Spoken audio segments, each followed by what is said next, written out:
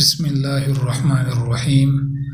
رمضان میں دن کے وقت مرد کے لیے بیوی کا کیا کچھ حلال ہے؟ کیا رمضان میں روزے کی حالت میں بیوی کے ساتھ سونا جائز ہے؟ جی ہاں، سونا جائز ہے، بلکہ خاوند کے لیے جماع اور انزال کے علاوہ اپنی بیوی سے خوش طبعی اور بوس و کنار کرنا بھی جائز ہے۔ امام بخاری اور امام مسلم نے عائشہ رضی اللہ تعالی عنہا سے بیان کیا ہے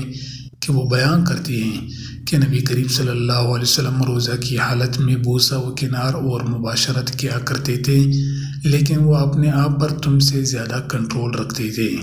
صحیح بخاری حدیث نمبر 1927، صحیح مسلم حدیث نمبر 11/6۔ شیخ سندی رحمۃ اللہ علیہ اس کی شرح میں کہتے ہیں، قولہ یباشر، مباشرت کرتے تھے یعنی عورت کے بدن سے اپنا بدن لگائیں، مثلا اپنا رخسار بیوی کے رخسار سے لگائیں، تو یہاں مباشرت سے بدن کو چھونا ہے،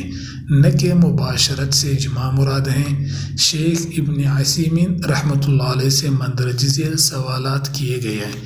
کہ روزہ کی حالت میں اپنے بیوی کا کیا کچھ جائز ہے۔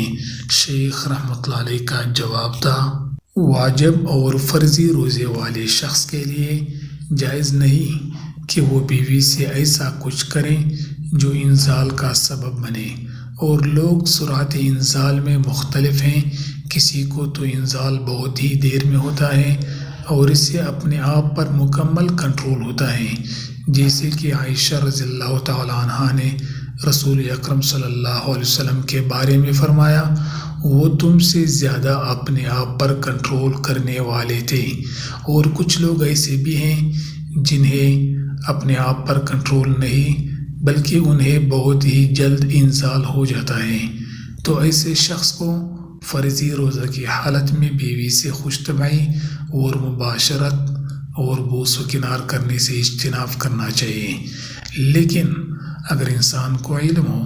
کہ وہ اپنے آپ پر کنٹرول کر سکتا ہے تو اس کے لیے بیوی سے بوس و کنار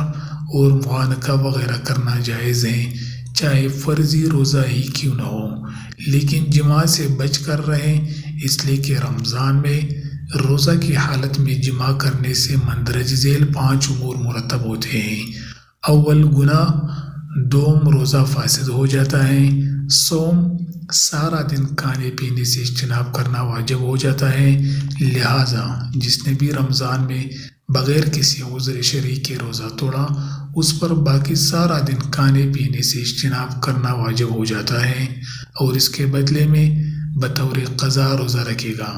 چہارم، اس دن کی قضا واجب ہوگی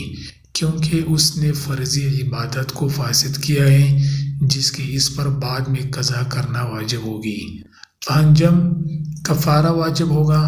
سب سے سخت کفارہ ادا کرنا ہوگا، یا تو غلام آزاد کریں، لیکن اگر غلام نہیں ملتا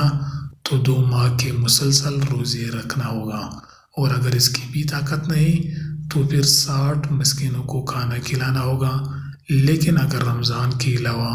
کسی اور مہینے میں فرضی اور واجب روزے کی حالت میں بیوی سے جماع کیا جائے